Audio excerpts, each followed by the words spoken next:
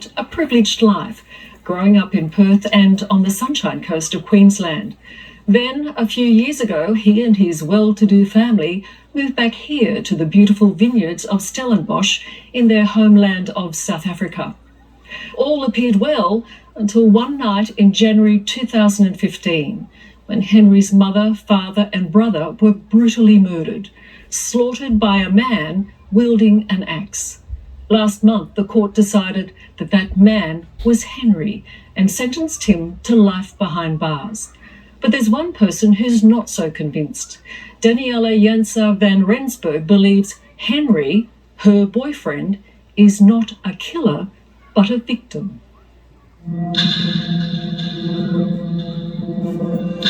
Well, Stephen, what is your emergency? I need an ambulance. The ambulance? Yes, please. What's your name, sir? Henry Salvador. It's just after 7 in the morning in the affluent South African wine region of Stellenbosch. And you, the patient? No, my family, someone attacked my family. Now, who is injured? I think everyone.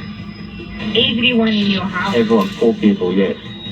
20-year-old Henry van Breda is calling for help. What are the injuries? Head injuries, Are they conscious? I don't think so. My sister's moving, but that's it. Are there any suspects on scene? No, they ran away. With what were they attacked? An axe. And you need the ambulance to go to what? Number 12, Hosker Street. He is calm and in control. G-O-S-K-E. G-O-S. Totally at odds with someone who's claiming he's just witnessed his family being attacked with an axe. Unconscious, huh? Yes, and bleeding from the head, please. Incredibly, as his parents, brother and sister lay dead or dying, Henry spends more than 25 minutes on the phone with emergency services. How long will the ambulance take? It won't be too long. They'll send the ambulance out as soon as possible. Crime in South Africa is not unusual, but even the police and paramedics who see it every day weren't ready for what was to come. The moment you walk upstairs, you see the blood spatter and stuff, and then you think to yourself, what happened here? What went on? Detective Sergeant Marlon Apollos has been a policeman for 14 years, and he was about to step into the biggest case of his career. It was particularly vicious, wasn't it? It was. Yeah, I mean, to get a whole family axed dead to death, it is difficult. You wouldn't expect a crime like this to happen in a security complex in a place like Stellenbosch. Yet that's exactly what happened. And perhaps most shocking of all was the notion that the enemy had been living in the family home. That Henry van Breda, a son and brother, did this. What did Henry tell you had happened? He told me everything. He was very open. He was very honest. Daniela Jansa van Rensburg is Henry's girlfriend. She refuses to accept that the man she loves is a cold-blooded murderer. If Henry did do this, he would have to be a psychopath, I guess. Yeah, probably. It would be devastating for you, I imagine, if you found out that Henry did this. But it's not something that at all crosses my mind. And Henry's aunt, Lienta Nell, has vowed to support her nephew regardless of his guilt. Is it possible that it's just too terrible to accept that Henry did do this? It could be that it's too terrible to contemplate. However, nothing in my mind can think that it was possible or reasonable. There is no motive in my mind. The Van Bredars were well known. 56-year-old Martin and his 55-year-old wife, Teresa de Toy, came from wealthy, well-established South African families. With their 3 children, Rudy, 23, Henry, 20, and daughter Marley, 16, this was a strong Christian, tight-knit family. We often spoke about how we do with our children, discipline our children, interaction between children and husband, those kind of things. And you had no hint of any serious issues? No. I never picked up anything that there was a problem in the family. That could result in this terrible, Not brutal event. Not at all. The Van Bredars had lived in Australia for nearly 8 years, but in 2014 they moved back to South Africa, leaving sons Rudy and Henry behind to attend university. When they arrived in Stellenbosch, Martin, Teresa and Marley moved into De Zolze Golf Estate, a high-security gated community with electric fences, CCTV and thermal cameras, 24-hour patrols and limited access. She said to me, this is safe in this gated community. But it wasn't to be. On a hot summer's night on January 27th, the Van Bredar family were together. Rudy and Henry were home from Australia. They had dinner together, and by midnight, everyone was in bed. But within hours, they were savagely attacked. Why was this case so compelling? I think the conception of people that it's happy families.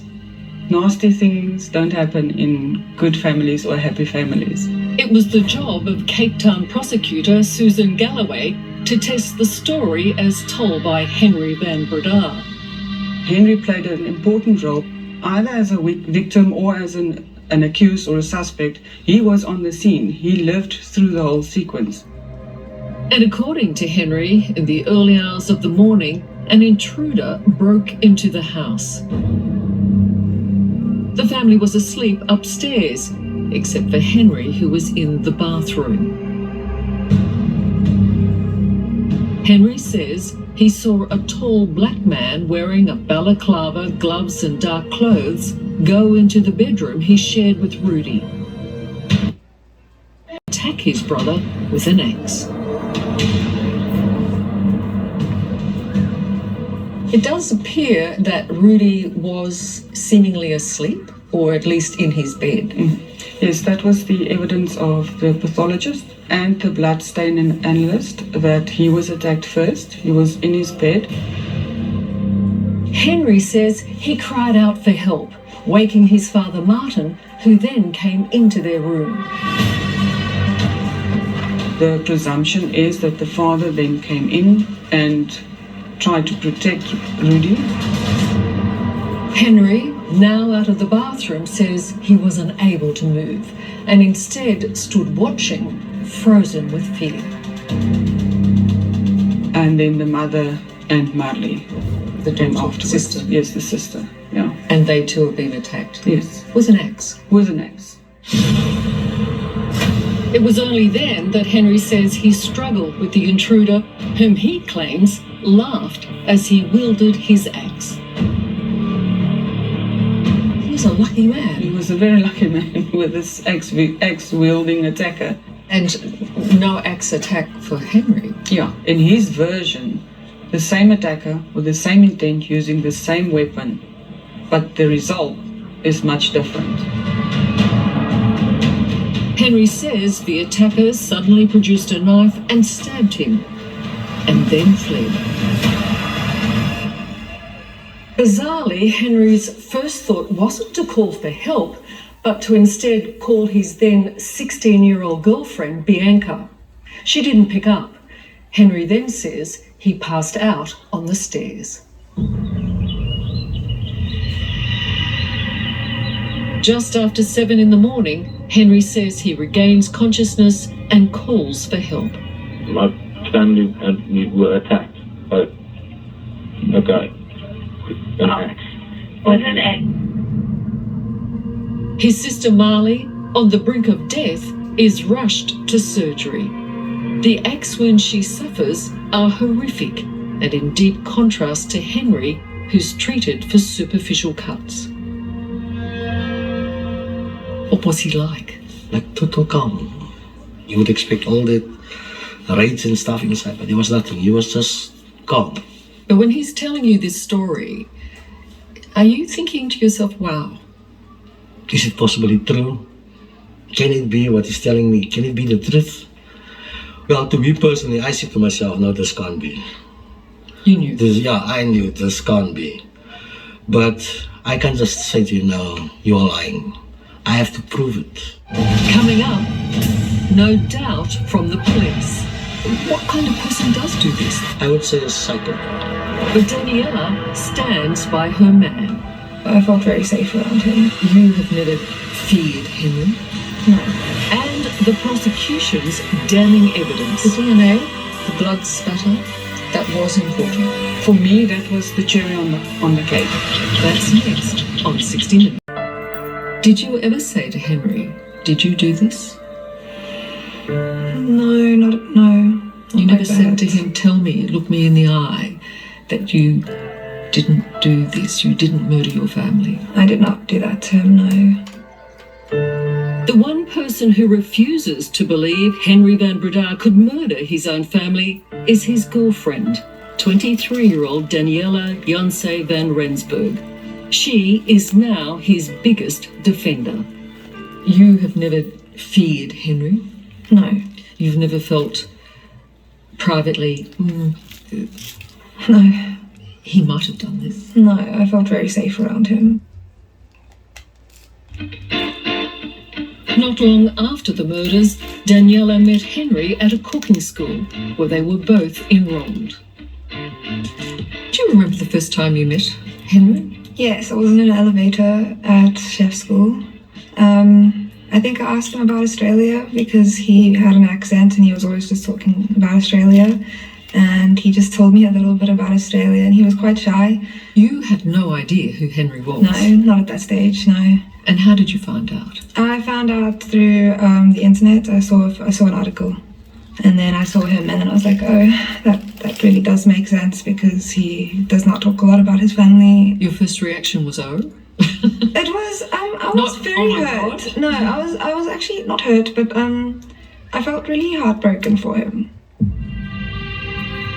I think this was the first night he told me he loved me though. But yeah, that's why I chose this photo.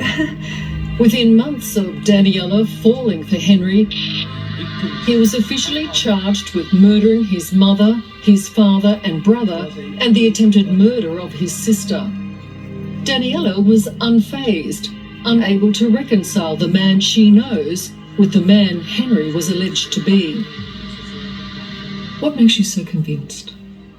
Just knowing him, knowing how unable he is to hurt anything.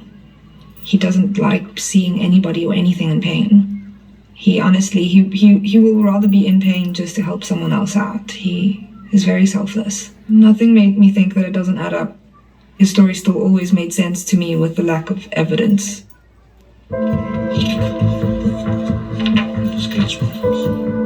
Detective Sergeant Marlon Apollos and his team always felt Henry's story just didn't stack up. Right from the moment he claimed an intruder broke into the family home.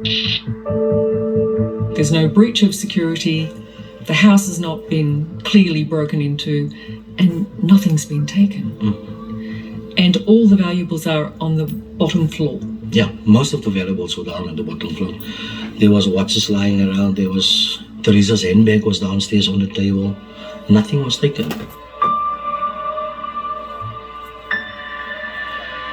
Did it occur to you, though, that it seemed an incredibly brutal thing to do? A family's sleeping, the valuables are downstairs. Yeah. What would be the purpose of? I don't know. I really don't know. In your own mind, have you thought through these things? Yes, An because I intruder don't. comes into the house, Yes. but doesn't take anything. But he can't probably take something. He probably thought that he had to get rid of the people stopping him from taking something. But they're asleep upstairs. They're in their beds. Have you not thought through why would an intruder do that? I have, but I can't answer it because, I mean, all situations are just different. You can't just assume either. Unlawfully and intentionally, count one.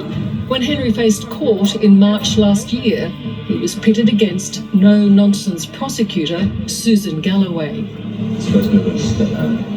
In an extraordinary courtroom moment, she insisted Henry reenact his version of the crime. That is opening up there. Most people, if you're in that kind of an altercation, will tell you, listen, I don't know what blow followed what blow. I just knew he was coming at me with an axe, which I managed to take from him. He was able to give almost a choreographed version of the arms and the hands and the weapons. How did Henry feel about doing that? Very bad. He hated the fact that he would have had to. He didn't want to come close to the weapons. But perhaps the most damning evidence was that the knife wounds Henry suffered were, in fact, self-inflicted. What was it about those wounds that ultimately said to you, yes, Henry van Breda has done this to himself? They were all very superficial. They barely broke the skin. They were uniform, so they were similar in nature. They had a similar appearance. It looked as if it could have been inflicted with the same weapon. So you can see the bandage. It's not blood-soaked. Henry's injuries were analysed by forensic pathologist Dr. Marianne Temensma. You know, if you think you were just involved in an altercation, a physical fight, a struggle for life and death, you know, people holding onto each other, you would maybe expect to see bruises around the forearms, around the upper arm, as you're pulling and pushing, but nothing. So Yes. for Henry to get away with this, No, as you say, he must be the luckiest man alive. you didn't find it odd that No. Henry suffered very little by comparison to the rest of his family? No, I didn't, because I wasn't there. I don't know really what happened. I mean, anything can happen in a circumstance like that, so you can't really judge a picture just by looking at that. Indeed, much of what doesn't make sense, Daniela puts down to Henry's recent diagnosis of epilepsy. She believes Henry's claim that he'd passed out that night for nearly 3 hours because he'd suffered a seizure, which she says impaired his memory and explains the many inconsistencies in his story. So everything you see through that prism now, that you feel that that's what dictated the evening, and Henry's explanations for his actions and his inactions. Yes. The seizure, in your opinion, is the reason. It's not necessarily the reason, it just does put a lot of things together. Maybe things that I was previously a bit confused about absolutely made sense, yeah. To have passed out for nearly 3 hours, was that considered possible? If one thinks about the rivulets of blood that dried on Henry's chest, those droplets didn't deviate. So if he had passed out, one would have expected the path of the blood rivulets to change, and they didn't. So he passed out sitting up? Sitting upright, yes.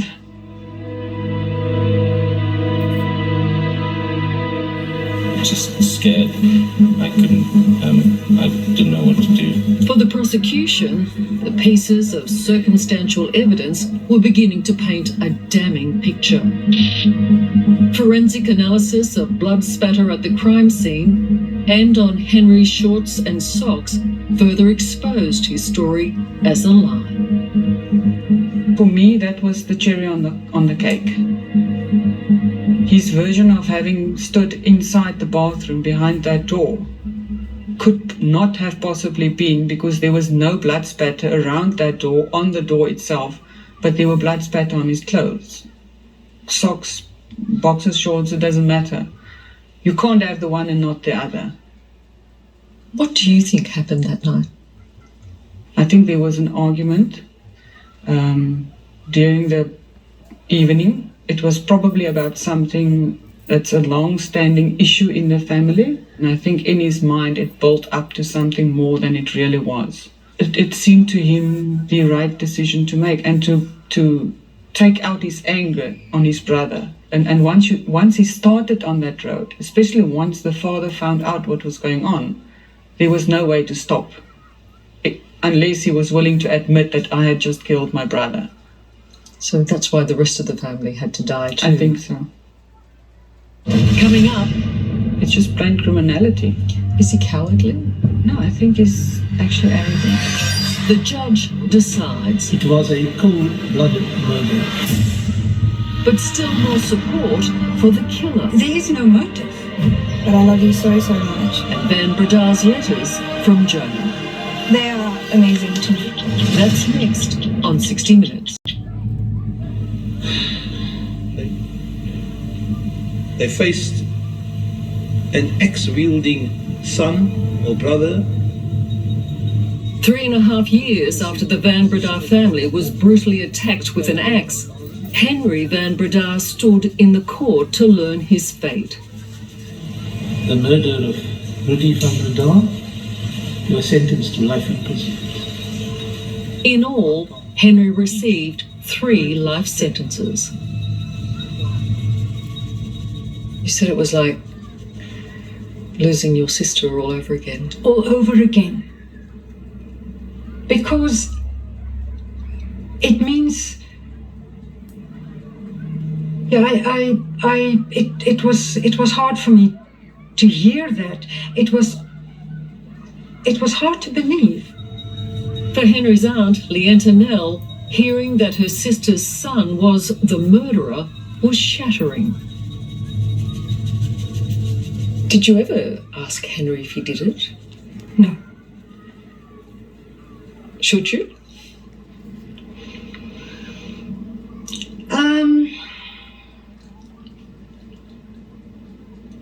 I didn't think I could, but yes, I would. Isn't that the one question that you almost have to ask? Tell me, Henry, did you do this? I wonder whether I'm not bothered now, whether he did it or not. I want to emotionally support him. So, that's extraordinary. I'm interested. That's all. But that's extraordinary to hear you say that, because that's saying if he did it, then I will still support him. I will. But if you accept that he did it, this young man murdered your sister, murdered your brother-in-law, murdered your nephew, tried to murder his sister. But the Henry that I know, nothing in the 19 years that I knew him led me to think that there's a danger in Henry. And for Daniela, the sentiment is the same.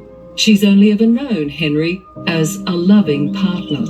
It feels so good to be writing to you. I feel like you're here with me, and nothing helps me more than that. Their romance continues. Only now Daniela has to be content with letters of love from Henry written from inside his prison cell. But I love you so, so much, and I cannot wait to be able to look at you in the eyes, kiss you, and tell you so over and over again. How do you feel when you get these letters? They are amazing to me. I think they're really well written. So to me, and it's lovely to hear about how much he loves me and how like he still, feels the same way about me as he used to. It is perplexing that the same young man who shows such deep love for his girlfriend is also capable of killing the ones who loved him most. What kind of person does do this then, in your opinion? I would say a psychopath. That's what I would say.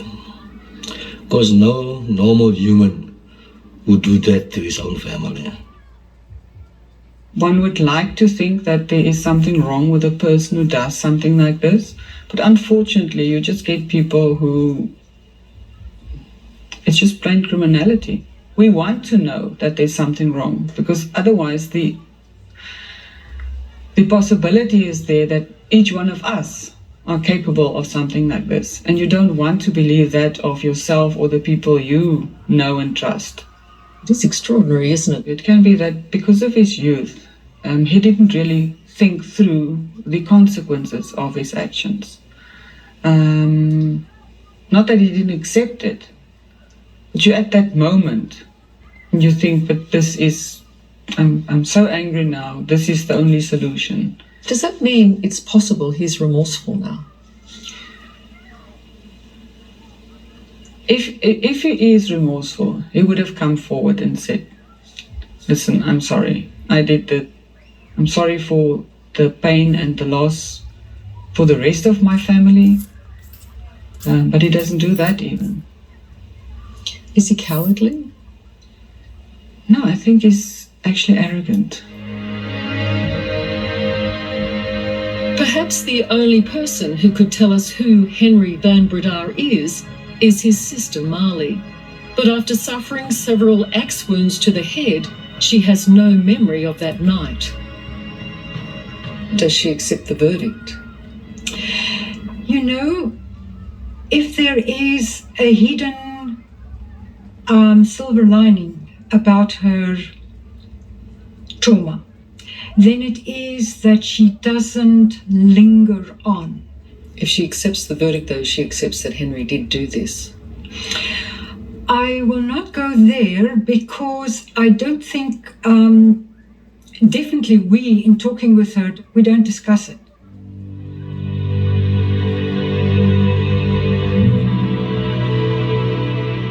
Can you stay with a man who might have to spend the rest of his life behind bars?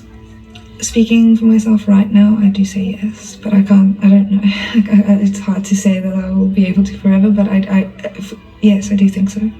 You've not been manipulated? No, not by Henry. You've not been blindsided by him? No. What would it take to change your mind about Henry? If he actually said he was guilty, probably. It would need him to say that. Him, or, if someone, if there was cameras or actual evidence. To me, in my opinion, what would be evidence, like real hard evidence? Henry's always going to be the innocent man. Yeah.